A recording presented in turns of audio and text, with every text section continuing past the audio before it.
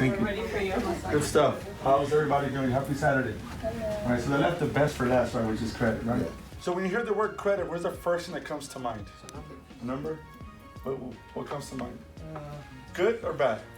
Not your credit, with the thought of when you hear the word credit.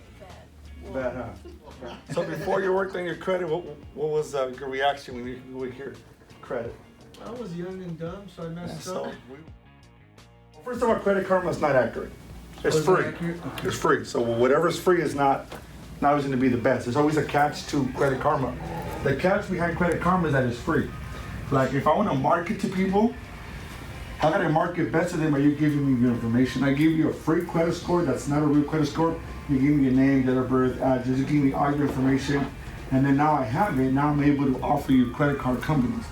It tells you based on your information, your criteria. It gives you suggestions of cards you might qualify for. Mm-hmm. And if you apply for one of those credit cards, then Credit Karma gets paid. The only real credit score is two of them. Number one is through myfico.com. Another one would be the one that a lender would pull.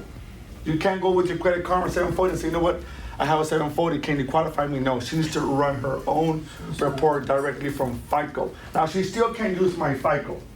But my FICO is one of the most accurate ones if you want to know what your real credit score is.